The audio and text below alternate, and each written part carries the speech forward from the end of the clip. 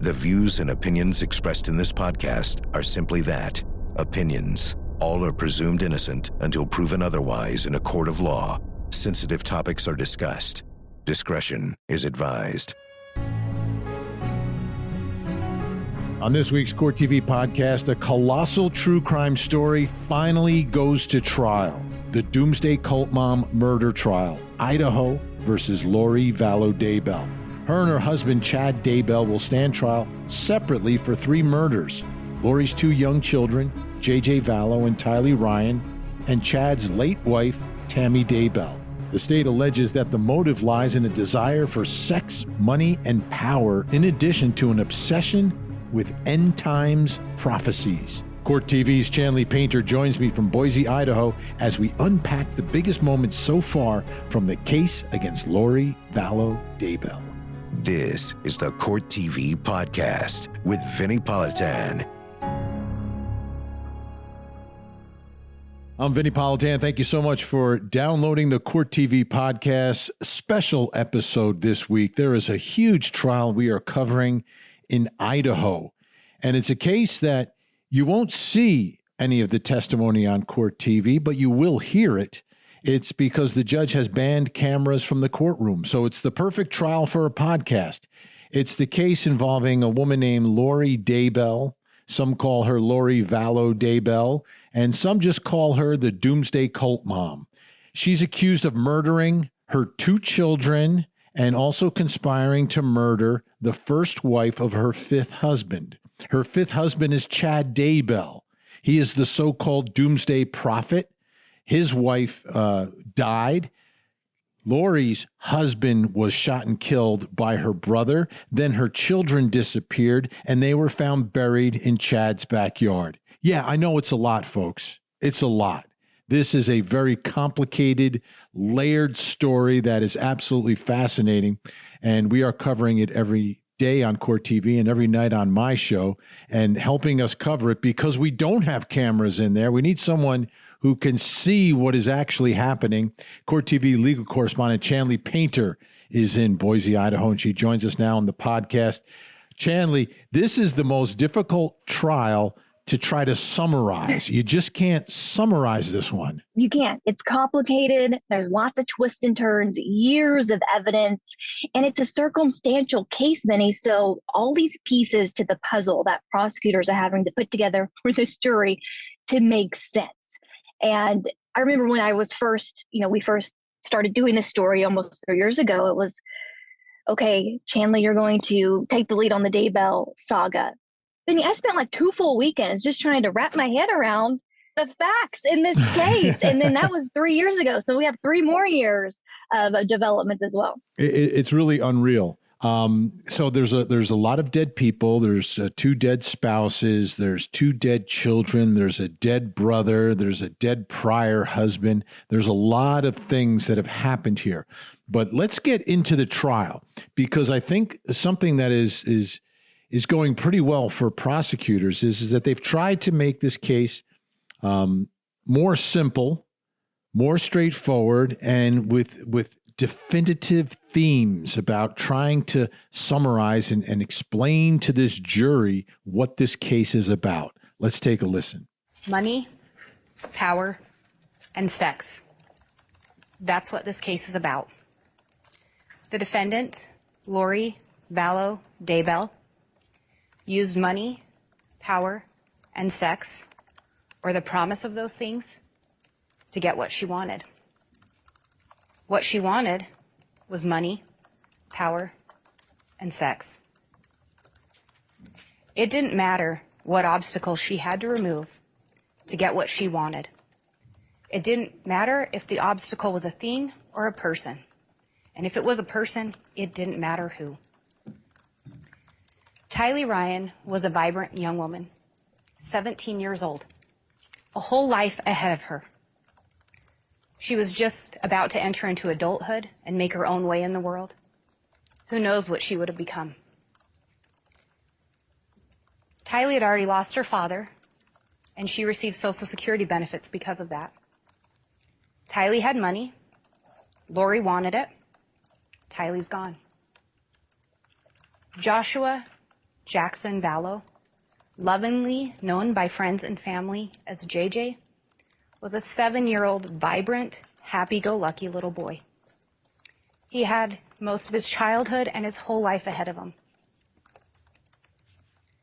But JJ was tough. He's a 7-year-old. He took a lot of time and effort and energy to care for.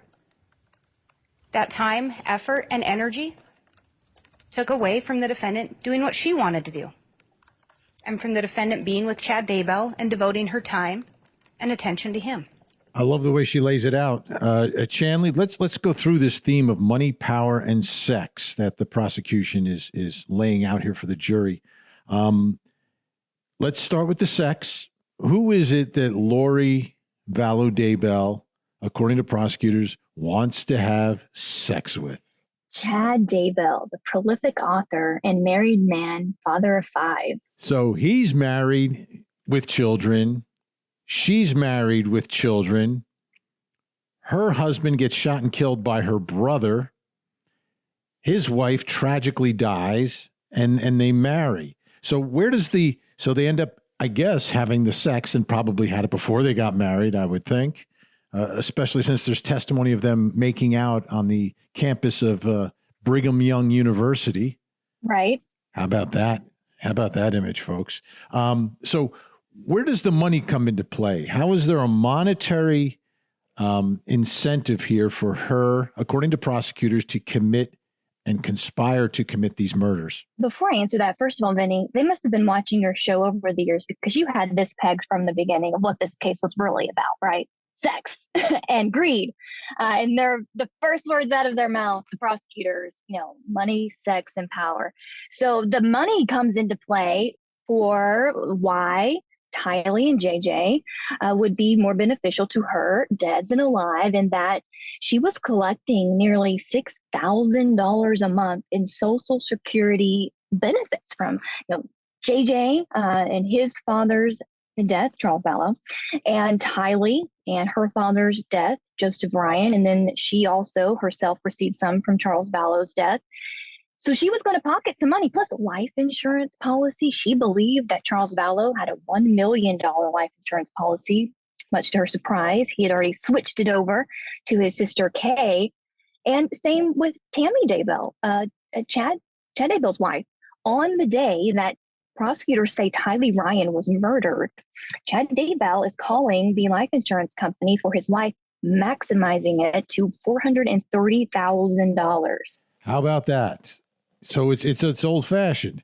Now, people would argue just get divorced, but the problem is if you have children, they cost money too. So there's a negative flow when you're raising children. Every parent knows that. But there were Social Security payments, as you said, coming to the kids because they had lost their fathers.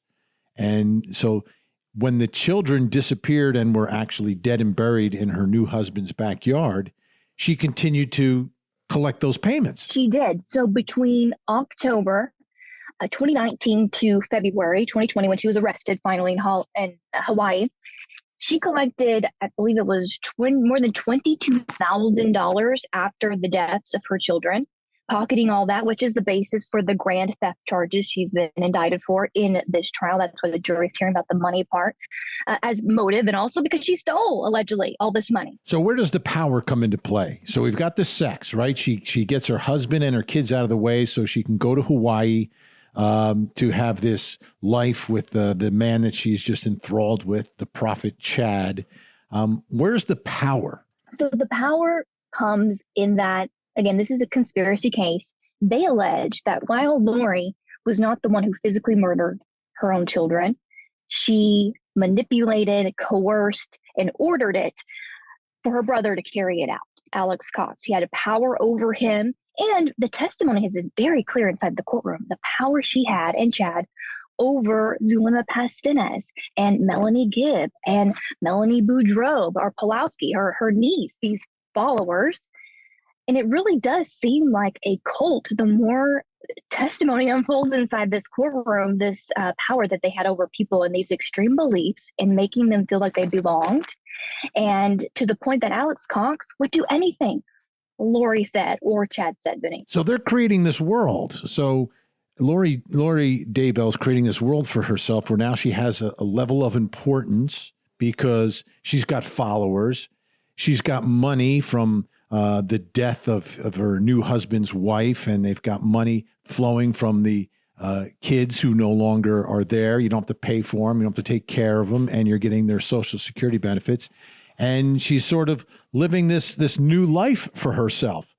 So putting all of that together, did they have some sort of master plan? Have prosecutors laid out a master plan that this couple had? Well, in the opening statements, Prosecutor Lindsay Blake of Fremont County, she did talk about the plan to do away with any obstacle that stood in the way of money, power, and sex.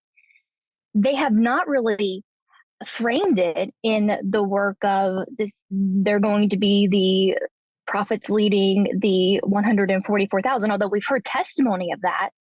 But that's not how the prosecutors framed it. This was more about, lust and greed, not so much about we have this divine task, mission by God, as she is a goddess, Chad Daybell as a prophet, to lead the 144,000. Doomsday was supposed to happen, remember, in July 2020. It came and went. Well, it sort of did with COVID. It almost did with COVID. Doomsday almost came, right. But now it's gone. It came and went. So, okay. So I think we did a good job here of working through the way prosecutors are presenting this very complicated factual scenario and breaking it down into these themes, which to me makes sense.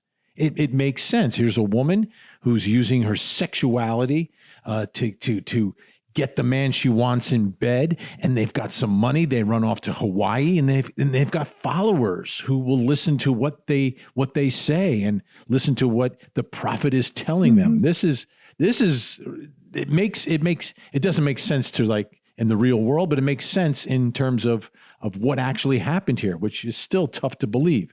So let's flip the coin over. Let's take a listen now to Lori Daybell's defense team and their opening. The evidence will show she had a particular interest in religion in the end of times.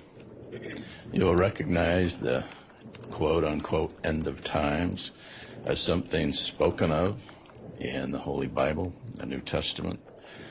Most of you will understand when I say that. Some people could care less about biblical prophecies. Some people care a lot about it. Thankfully, in this country, we get to worship how we choose.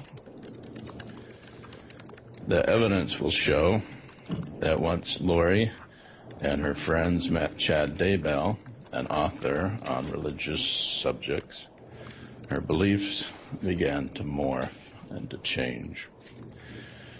And that's where you come into this story, because the stories diverge. Okay. He's not very excited about it, but he is telling us a story. So, and he kind of reminds me of Chad Daybell's monotone. Yeah. And maybe, I don't know, maybe it's an Idaho thing. Maybe it works. Maybe you can mesmerize this jury. But they're pointing the finger at Chad Daybell a little bit as being the one who sort of changes Lori. So where do we see the defense going in this case? What is their real defense to all of this? Because she is found in Hawaii, right? She doesn't tell anyone where her kids are. The kids are missing. They're dead and buried in her new husband's backyard. So where do we think they're really going with this whole thing? It's not super clear inside the courtroom. Based on their opening statements, essentially they're saying, don't blame Lori for what Chad may have done or what Alex may have done. And so far on what cross we have seen, which has picked up on week 3, because the evidence, again, cell phone, digital data, is pointing to Alex Cox. He was the one. His phone was pinging over the grave sites of the children in Chad Daybell's backyard. So they're more aggressively trying to point that out. So that could be the direction that they're going. Interesting when he said, once she met Chad, her beliefs started to expand. And so that seems to think they're blaming him on how extreme it did become. We shall see, Vinnie. And Alex Cox is her brother. He shot, and we know this for a fact, that he shot and killed her husband, Charles Vallow. He claimed self-defense. The case was still being investigated. Lori's been charged in that murder now in Arizona. That didn't happen in Idaho. Alex Cox, though, had an episode on the toilet and he ended up dying. So he's not around. So he's a dead person you could point the finger at. But they had an interesting relationship, Lori and Alex. I mean, through the years, like he's followed her wherever she lives. He sort of shows up and is there. And there are stories about what these two would do. It was kind of a bizarre relationship. You notice how I left it there, Chanley, to see if you were going to give the details? Because I don't know if I want to. Thanks, Vinnie. I'll do the honors here. But yes, Alex Cox's prior wife, she actually was so concerned that she went to the Chandler, Arizona Police Department after Charles Vallow was shot by Alex to report the bizarre, unusual, weird relationship that Alex had with Lori, in that, while she was married to Alex Cox, his ex-wife, that they would simulate sex acts. They would openly talk about their sex life. It made her so uncomfortable, led to the demise of her marriage to Alex Cox. And that's brother and sister, Lori and right. Alex, brother and sister, simulating sex acts. And my understanding is they did it in front of their parents too. Yes. Apparently it was very open family life where you would talk about your intimate relations in front of everyone. And what's interesting, then, he's actually caught up with Lori and Alex's uncle, Rex Connor, here. And he mentioned the dark humor of the family. So it was just an odd family. And Alex was a comedian. He was a comedian. Yes. He did stand up. And one of his stand up routines, he jokes about Lori's third husband shocking him with a stun gun and then going to jail for that. It's a bizarre tale, and it's a strange relationship, but it's really crucial to this entire thing. I wanted to play a testimony from Kay Woodcock because she is such an important part in this whole story. If it wasn't for Kay Woodcock and her husband Larry, they're JJ's grandparents, I don't think we would be here talking about this trial. They are the ones. Let's listen to Kay. Did you ever do interviews with news outlets to publicize the search for JJ? Objection, relevancy. What's the relevance, Mr. Wood? Just to lay the foundation of what Mrs. Woodcock was doing, looking for a missing child, Your Honor. The objection's overruled. You can answer.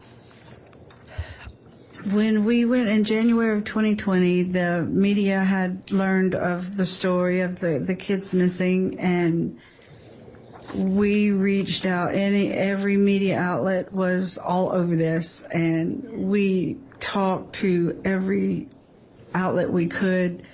We appeared on talk shows. We did everything we could to raise awareness for the kids missing. And she has testified, her husband, Larry, not on the list, but has been in the courtroom. How are they holding up the grandparents? Because they're the ones who alerted police that we haven't heard from our grandson. They live in Louisiana, and JJ was living in Idaho with Lori. And that's when the search began, wellness check, and then Lori got up and left and fled to Hawaii.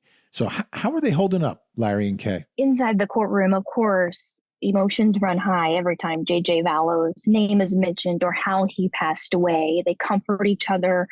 They are here every day. Now, they will sit outside on the more graphic testimonies. When the lead detective was on the stand talking about, how JJ was found in Chad Daybell's backyard, they opted not to be in the courtroom for obvious reasons. And I mean, it's Vinnie, I know you've been in lots of courtrooms also, but when you have a victim's family and you see them in the hallway, or you see them coming or going from the courthouse or inside the courtroom during a recess or break, it's incredible how they're trying to encourage everyone else. We're trying to comfort them, are you okay? And they're making sure everyone else is okay. That's the kind of people the Woodcocks are. Wow. That's pretty amazing, because it's a tough spot. It's a tough spot in the courtroom when it's your little grandson who is the victim, and you've got to endure hearing all the details about what happened. And what happened to JJ is really unthinkable, unspeakable.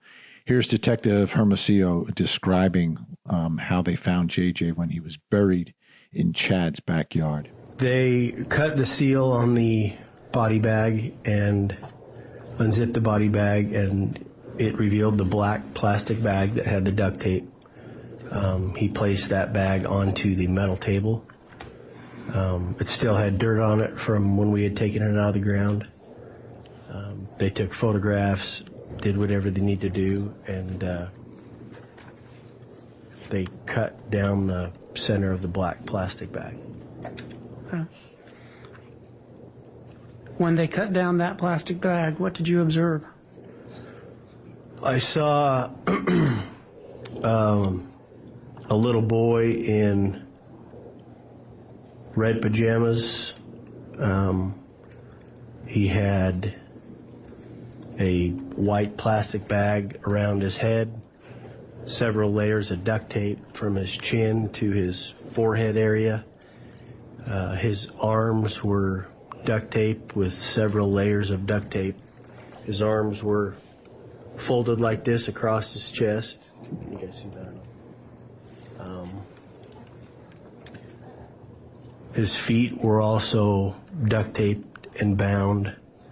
He had a white and blue child's blanket placed on top of him. A moment of reality inside this courtroom, this bizarre case with these bizarre facts. But this is the bottom line. Little JJ bound, buried, murdered.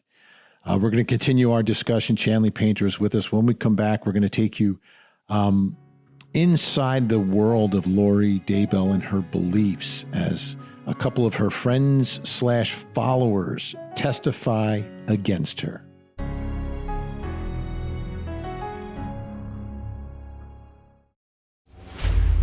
Everyday people caught up in a plan to commit murder. Did you kill your mother? Yes, I did. The ultimate betrayals, friends and family turning on each other. Spell was broken when the handcuffs went click. But just who is the puppet and who's pulling the strings? Accomplice to Murder with Vinnie Politan premieres May 7th. Only on Court TV.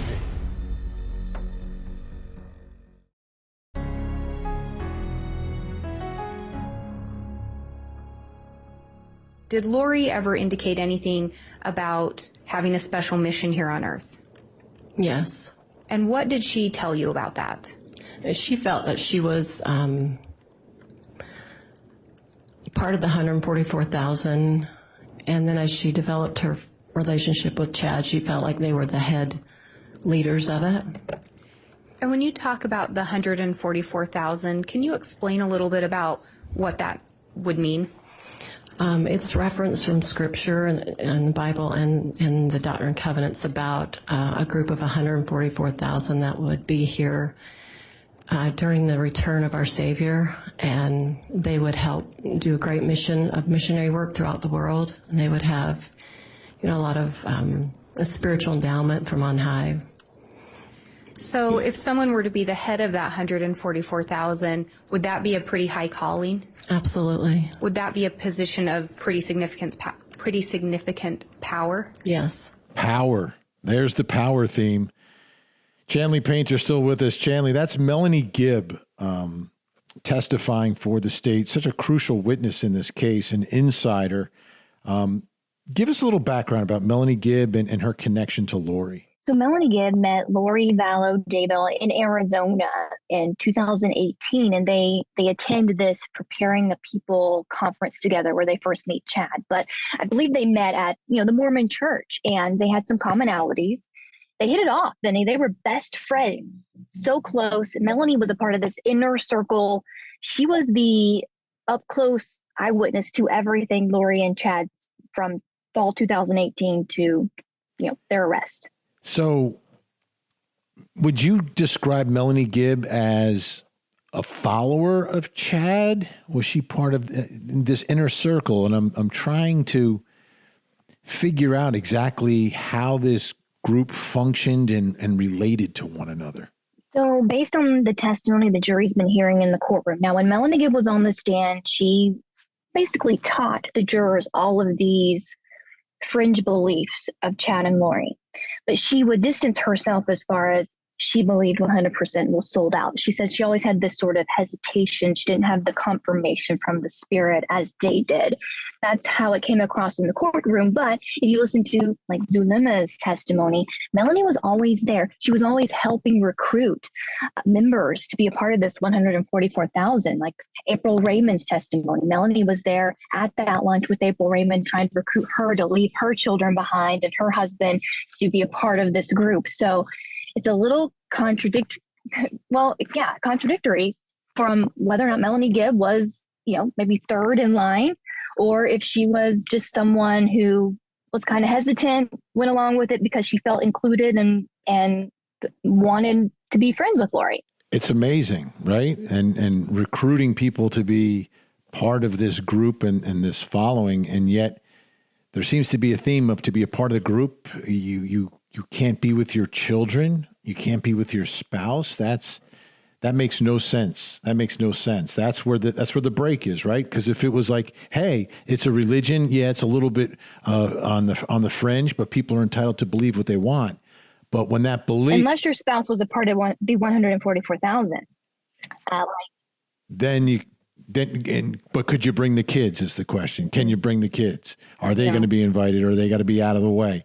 That's where you run into the conflict between, exercising and practicing some form of whatever religion you believe, and then it turns into the harm. And here the harm is to spouses and children who apparently weren't part of this 144,000. Let's listen to Melanie Gibb here talk about Lori describing to her the relationship between Lori and husband number 5, Chad Daybell. Do you recall Lori telling you anything in November regarding she and Chad's relationship? Yes. And what did she tell you?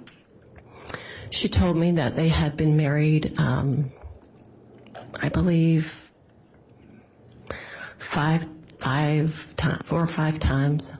And she would go into different details with me about who she was, what character she was, and what character he was. Do you recall if she said anything to you about going to the temple? Yes. And what did she tell you regarding going to the temple? She would tell me that, yes, that weekend that he came to Arizona, that they met in the temple together, and they were somewhere in there, like in just like maybe a waiting area room, that they were sealed together by, I believe Moroni was there, and possibly, I believe she said Jesus Christ, and that relationship they had multiple lives, it was kind of like a reunited again when they got to be sealed there. It wasn't in a sealing room officially done by the church or anything like that. And can you explain a little bit about the relevance of being sealed? The teachings of our church talk about when you're sealed to a companion on this earth, that you are sealed for time and all eternity. And when you say the teachings of our church, are you comfortable sharing what church you're a member of? The Church of Jesus Christ of Latter-day Saints. I'm sure some members of the LDS not happy about that testimony. We know they've had their fingerprints on this case in terms of writing letters and trying to get people to be not involved and trying to keep the LDS out of this trial. But the LDS is part of this trial, as we heard from the testimony of Melanie Gibb. This is where it starts. And if the beliefs then extend beyond the LDS beliefs, they do, because they start talking about zombies, et cetera. But this is the basis of all this. So this sealing, Chanley, this is taking place, it seems, while both are still married, or is it just Chad is married to Tammy and Charles is dead? Do we have the time frame of this sealing where these two who've been married 5 times before playing other characters are now sealed? I'm trying to remember the exact time that they were in the temple sealed. I believe it was before Tammy died. I'll confirm that date, but it was definitely before they were actually married in Hawaii.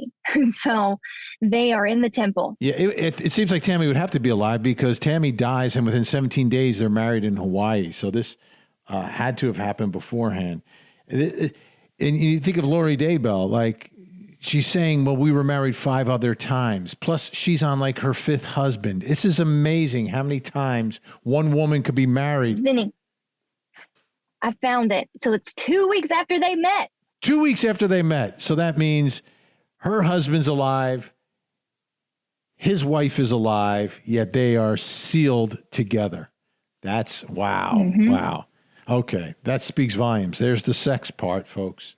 There's the sex part. Disguised as religion. All right. Let's get now to the darkness. Melanie Gibb here describing some of the beliefs and how it goes from, hey, I've got like a husband, I've got children, to all of a sudden that now they need to go. Let's listen. Do you recall Lori ever telling you about a light and dark scale? Yes. Did she ever explain to you what the light and dark scale was? She did. And what did she tell you regarding that? She told me that people that were light were people that before they came to this planet, when we lived in a pre-mortal realm, basically our spirits lived there before we physically came here, that those that signed contracts and made agreements with the Savior were light, and those that were dark were those that signed contracts with Satan. Do you recall when she first started telling you about light and dark? The light and dark scale? It was sometime after she met Chad, that few weeks, when she met him. I would say probably pretty immediate. It feels like it was like it could have been possibly that weekend or just days after that, after she met him. I want to play some testimony from Zulema Pastanez, who is another one of these insiders. This is a woman who ends up marrying Lori's brother, Alex Cox. Here she is describing, and Tylee and JJ are the 2 children of Lori. Here's now where we've diverged from religion into some dark place involving demons and zombies, etc. Let's listen. Did you ask where Tylee was? Yes. And what did Lori tell you about where Tylee was? She said she had to be free. Okay. So she had told you prior to the move to Rexburg that JJ too was being attacked by demons. Correct. Okay. What did she say about whether Tylee was being attacked by demons or evil spirits? Right before she moved to Rexburg, she said that Tylee had been possessed by evil spirit or a demon, and she called it Hillary. Hillary was the evil spirit. All right, Chanley, so this is a theme, right? People turn dark, according to Lori, and then all of a sudden they end up dead. Yep. So, and this, again, these beliefs espoused soon after meeting Chad Daybell, according to the testimony, where people were light or dark, and it began with Charles Vallow being dark. Charles Vallow apparently had about 3 or 4 dark spirits taking over his body. They would conduct these elaborate castings, the jury now so familiar with. And they would cast one demon out, Vinny, but another one would take over his body. So we went from Ned Schneider to Garrett to Hiplos, the most evil dark spirit. And then finally, God delivered Hiplos to Lori and Alex, according to what she texted after Charles's death.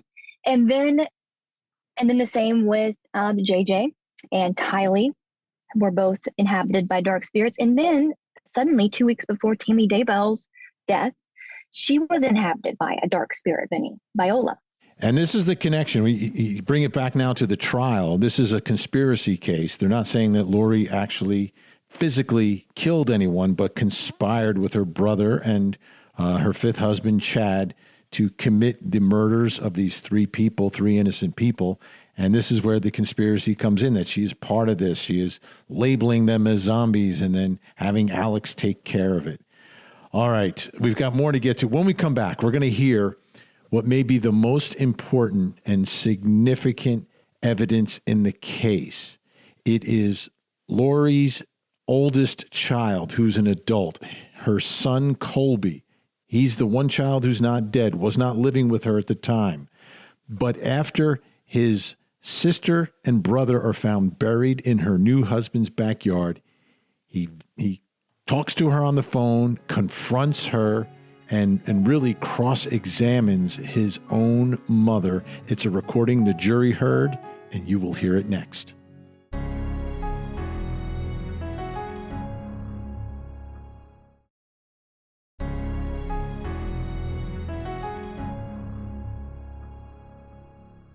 Go ahead and judge me. The whole world has. The whole world has judged me. Listen to me. They don't know, and you don't know.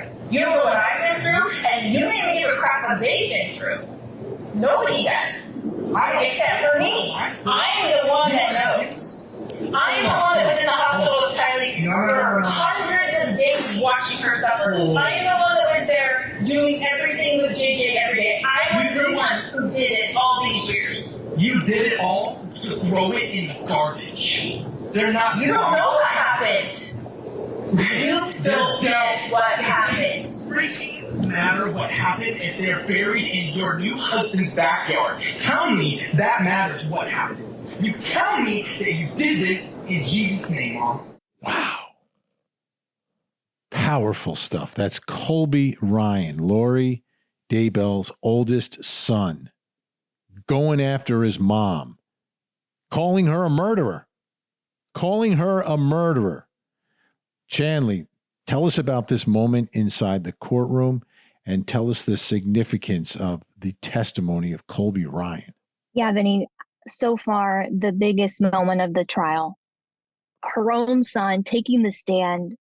He wouldn't look at her until the very beginning. He's handed a photo to identify, and he glares over to his mother sitting there, who was just wanting, like, you could just tell, look at me. You know, she was longingly, lovingly looking at her son, and he glares over to her and goes, that's my sister, Tylee. And then they show her a picture of Tylee and then of JJ. And then it culminated with this jailhouse phone call. It's agonizing to listen to. He's saying things that I've talked to other family members, wish they could have said to Lori Vallow. And he's sitting there in the courtroom. The jury is leaning in. They're listening to this unfold. Lori is really not reacting while the phone calls play, but there's a moment in this call where she laughs at him. And in that moment in the courtroom, Colby just darts his eyes over to his mom and glares at her again for the second time. Only twice he looks over to his mother's to glare at her. And I mean, wow. My jaw was on the floor listening to this. I thought, wow. I mean, he is telling her what I'm sure prosecutors want to say in closing arguments, Vinnie. Absolutely. And that's what every viewer would want to do that has been following all of this, and every listener, to confront Lori Daybell, because she may not testify. She has the right to testify. It'll be her decision. Right. We'll see if that moment happens. But prosecutors actually don't need that moment now because they got it. So much more real when it's the son, own flesh and blood, believing that his own mother is the murderer of his brother and sister. To me, that is incredibly persuasive. It gives the jury permission to believe that a mother could do this because her own son believes that she could do this. Mm-hmm. So really, really such an important part of this entire case. Speaking of Lori in the courtroom, how would you describe her demeanor inside? And is there any change when the jury's there and when the jury's not there? There really isn't a change in her demeanor. That's interesting. A lot of times with defendants, we'll see a change once the jury walks in. So she arrives into court with, before the jury gets there, the judge, and she's with her attorney. She's smiling. She's chatting. She's leaning over. She's even leaning over to the front row of the gallery where the defense investigator is, talking to him. And she'll do the same thing with the jury in there during a break or a sidebar or a testimony. She's leaning over, chatting, whispering. She'll smile. She'll sometimes smirk. And sometimes she looks pretty serious. Today, with her sister Summer in the courtroom for the first time this week, Vinnie, she seemed a little more demure, not as outgoing, smiley and chatty. For example, this morning she sat with her back towards the gallery for the first time I've seen in 3 weeks. Interesting. She is unlike any criminal defendant we've ever seen at Court TV. And the only time she really showed emotion was when Colby was on the stand. When he was being crossed about. She was a good mother growing up. She did have some tears in her eyes. And to me, again, that reveals, she was deemed not competent to stand trial a few months ago, a year ago. I'm trying to put the time together here. But it appears to me from every description that you've given and the way she's acting and reacting, it's all, it sort of makes sense. Like she's cognizant. She understands what's happening. She's not in la la land. She knows exactly what's going on. She knows who's on the stand, what they're saying, how important it is, and is having these types of reactions. How about the courtroom itself, the atmosphere there? The courtroom is, well, it's one of those where you have people traveling from all over the nation to be here. I met a mom and daughter from Portland, Oregon, who flew in just 2 days to be here and sit in the courtroom. So there are rules that you have to follow. You have to register for a seat, 24 hours ahead of time online. They sell out, but are reserved pretty quickly, Vinnie. Every day, there's a limited amount of seats, and it fills up inside the courtroom with members of media, public locally and from all over. And then there's a section reserved for family members in the middle. So the marshals and deputies inside the courtroom run a tight ship, and there are strict rules you have to follow. And they've already kicked out one person, and they'll take your phone if it goes off. So people are obeying the rules. They're quiet. Usually in a courtroom before court starts or during a recess, people start chatting and it gets a little bit noisy. Not in this one, because we're all scared to get in trouble by the court staff. So that's kind of what it's like. And all eyes, are on Lori. As soon as she walks in, you can just tell people in the gallery, what is she doing now?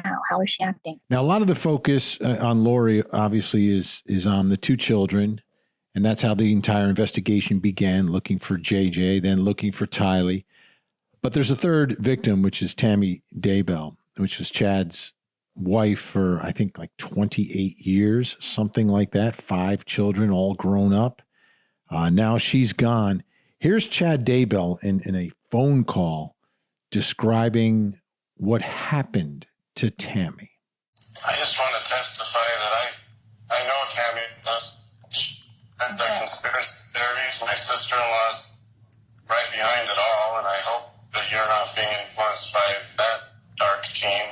I don't know who she is. I'm sorry, you said your sister-in-law? I don't even know her.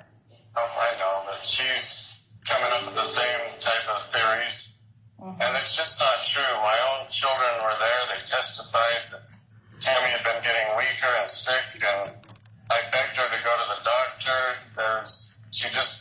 Her heart was failing her. She was physically falling apart, but she hates doctors, and she just passed away.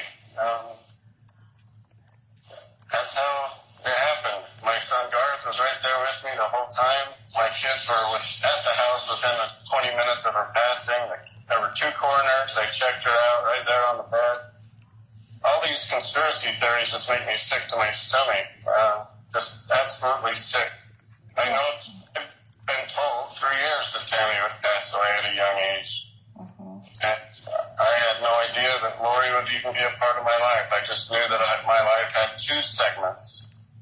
And that I know Tammy's on a special mission and she's with my kids. She's visited them. There's so much, Melanie, that you just have to have faith. And this is not some sort of master plan. There's no way Lori and I should ever come up with this. That one line gets me, Chanley. She just passed away. The people don't just pass away. That's not how it works. Oh, she just passed away. Mm-hmm. That's all there is to it. It's that simple. Right. What are prosecutors saying happened to Tammy here? Well, that she was asphyxiated. She was murdered sometime. The timeline is still shaping up. So it looks like Alex Cox is in the area of the Daybell home the evening before she's found deceased in the bed, allegedly. And so I believe they said in opening statements that even though Garth lived at the home at the time, he had gone to work that evening. So there was a window where he wasn't home before he came back to go to sleep. So they're shaping it up to Garth is gone. Alex Cox is nearby. Chad is at home. A lot of communications between all 3, Chad, Lori, Alex at this time, all day leading up to it. And then she's found deceased the next day. And they say she's super healthy. she wasn't on very many prescriptions, that she didn't go to the doctor that often because she was never sick. I talked to some of her family members. They say she was a runner. She would go out and work in the yard. She had her garden and her ducks that she would raise, and she would walk the dogs, Vinny. So the testimony is the opposite of what we just heard Chad say. Yeah, she didn't just pass away. That's not what happened. I don't think the jury's going to believe she just passed away either. It's amazing. Alex Cox appears to be the hitman for this cult. He's taking everyone out. He ends up dead himself. Like I said, he had some sort of a physical episode on the toilet and then died at the hospital later. Still sketchy there as well. I think in another podcast, we'll dive a little deeper into that. But Chanley Painter, thank you so much. You're out there in Boise. You'll be there till the end of this case. She's on my show every night, folks, giving us every detail. Right on Court TV, your front row seat to justice. Thanks so much, Chanley. Thanks, Benny.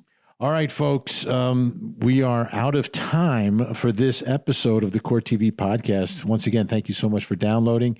And make sure, if you're interested in this case, which I don't know why you wouldn't be, you can watch my show every night from 8 to 10 p.m. And then we have coverage and updates all day long on Court TV. I'm Vinnie Politan. Thanks for listening. Have a great week. And as always, please don't forget to hug the kids. This podcast is a production of Court TV. Go to courttv.com for more content, trials on demand, and to find out how to watch Court TV in your area.